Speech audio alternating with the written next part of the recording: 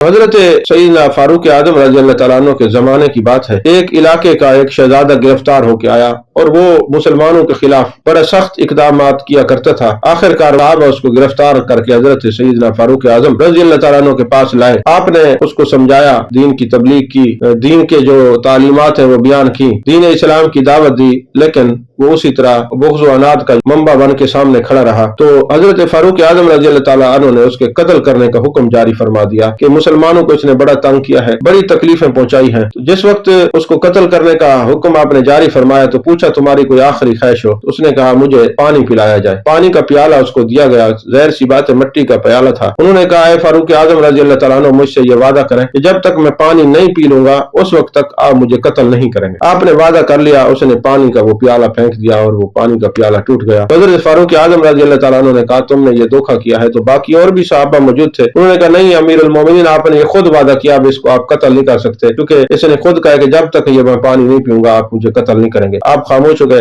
آپ فرمانے لگے ٹھیک ہے، میں نے تم سے وعدہ کیا ہے، تو چونکہ تو نے پانی نہیں پیا اس لیے آپ قتل کا جو ہے نا ارادہ ہم نے ترک کر دیا۔ انہوں نے کہا آپ نے قتل کا ارادہ ترک کیا ہے، میں نے ارادہ کر لیا کہ میں کلمہ پڑھ لوں اور مسلمان ہو جاؤں۔ حضرت فاروق اعظم رضی اللہ تعالیٰ عنہ نے پوچھا کہ آپ نے ایسا کیوں کیا؟ اس نے کہا جناب میں نے یہ سنا ہے کہ آپ کے نبی کی یہ تعلیم ہے اور قرآن بھی فرماتا ہے قل ان صلاتی ونسکی ومحیایا ومماتی للہ رب العالمین، جو بھی کام کرنا ہے اللہ کی رضا کے لیے کرنا ہے۔ اگر میں اس اقدام سے پہلے کلمہ پڑھ لیتا تو ساری زندگی میرے خاندان کے، میرے قبیلے کے لوگ کہتے موت کے ڈر سے کلمہ پڑھا ہے، اور مسلمان بھی یہ کہتے کہ موت سر پہ کھڑی تھی اس لیے کلمہ پڑھا ہے، تو اب میں اس لیے کلمہ پڑھ رہا ہوں تاکہ آپ لوگ میرے اخلاص کے گواہ ہو جائیں۔ تو اس وقت کلمہ پڑھتا ہے تو کہا جاتا ہے یہ موت کے ڈر سے کلمہ پڑھ رہا ہے، اب میں اس لیے کلمہ پڑھ رہا ہوں کہ میں نے سچے دل سے دین کی صداقت کو مانا ہے، اسلام کی حقانیت کو مانا ہے، اس لیے میں کلمہ پڑھ رہا ہوں اور اخلاص کی وجہ سے میں کلمہ پڑھ رہا ہوں۔